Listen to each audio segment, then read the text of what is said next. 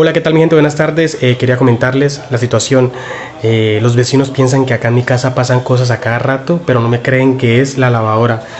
Me tocó pararla, volverla a iniciar para demostrarles que es verdad. Entonces aquí ya está.